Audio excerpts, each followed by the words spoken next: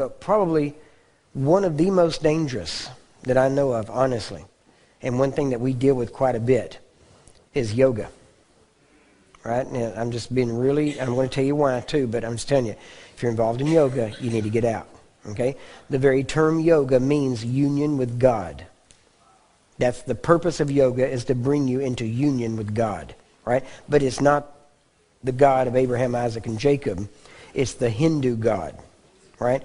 And now, the thing is, if you look at a yoga manual, now, they won't tell you this, but if you get a yoga instructor's manual, in the manual they talk about opening the 7 chakras, which are the spiritual centers in the body. See, people think, oh, that's all just hoopla. No, it's real, okay? And there are 7 chakras that go up, and they go up the spine, basically from the tailbone all the way up to the top of the head, and they go around. Now, when you open those up, when you get to the 5th chakra, they will tell you in the instructor's manual, warning, it is not advised that you open the 5th chakra, because there is no telling what will happen if you do. They warn you about that, right? And they tell you that some people that open the 5th chakra literally go insane. All right? Now, the thing is, and this is the amazing thing, the 5th chakra is located at the base of the neck, and it is exactly basically just inside, but it is based exactly where the end of your tongue connects. When you open the 5th chakra, usually what happens is you will begin to utter sounds you don't know. Right? That is demonic tongues.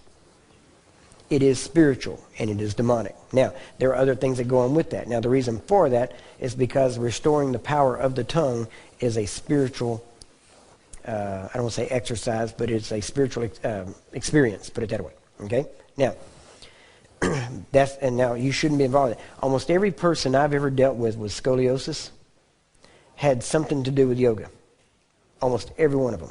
Right? And the reason being is because of what's called the Kundalini spirit, which is a serpentine spirit, which when you do that, or people sometimes in your family can do that, then it will affect your spine and causes a curvature of the spine that takes the shape of a serpent.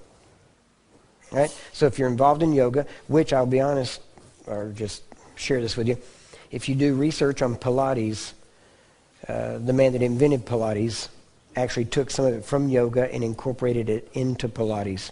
The P90X thing that you might have seen on television, the exercises, they bring yoga into it too. So there's a lot of things there. So I'm not saying don't do exercises. I'm just saying check it out. You don't need to do those things. All of the positions in yoga are basically animal positions that represent animals and call spirits based on the position. Now, I know people get upset over this, but it's a fact. Now, in this, same thing in martial arts. When you do positions in martial arts, there are positions that you do that literally, if I got up here and we were fixing to start the meeting and I got up and I said, okay, or I didn't say anything, but I got up behind the meeting, I said, okay, we're going to start, everybody sit down, let's get quiet. Now, if I did that, what would you think? I'm fixing to start praying. Right? I'm going to pray. Or if I get up here and I get down on one knee, or I do something, or I do this, or whatever, okay? All of those are positions of prayer, right? You recognize it, right? Now, if you can recognize that, don't you think a demon can recognize it? Now, so if I get into a position that is a position of prayer. Now, Paul said that you were drawn away and you were led astray to devils, to demons, and you worship gods that weren't gods, but were in actuality demons. So before you were saved, you worshiped things that you thought were gods that were actually demons, but to you they were gods. Now, the demons didn't come and say, hey, wait, I want you to know I'm a demon. I'm just letting you know I'm a demon. So are you really sure you want to be worshiping? They didn't do that. They took the worship, and you thought you were worshiping God, but in actuality you were worshiping demons. You understand? Devils don't care what you know. They will take advantage of the fact that you don't know. And so when you start to pray, because you're human, you are a spirit being that is of a higher level than demons. And because of that, you generate more spiritual power. So they, like parasites, want to draw from that power, so they will try to fool you or deceive you into assuming positions that each position is dedicated to a certain demon.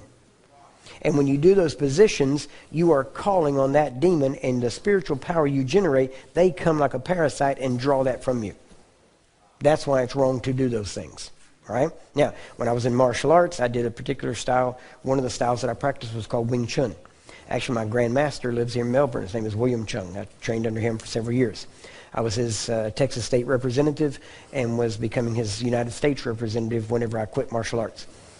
Now, because of that, when I was studying to get to the higher levels in the what they call black sash, equivalent black belt, you had to write an essay on a particular art or a particular technique in the art.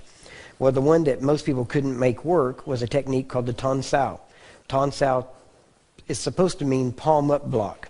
And the way that it was done was that you had a certain position, you had to assume certain things, and you had to take these positions. Well, at some point you had to come out, and the position was the hand comes out to where this is eye level, and when it got here, then it dropped, and it was this way. Now, the thing is, it had to be on your center line. So when you brought it out, you didn't do it this way. It was over, up, and then dropped. Right? Now, the idea is this stays level and should never be more than really that far away. Anyway, you don't need to know all this, but there it is. Okay? Now, nobody could make this work because this is a block. Well, it doesn't look like a block because it looks like you could easily go around it. Right? But the idea is that this block could be used, so for someone through, you would be here and you would just turn it so that you could block and they would hit and this would absorb. I don't care how big you are, how strong you are, how hard you can hit.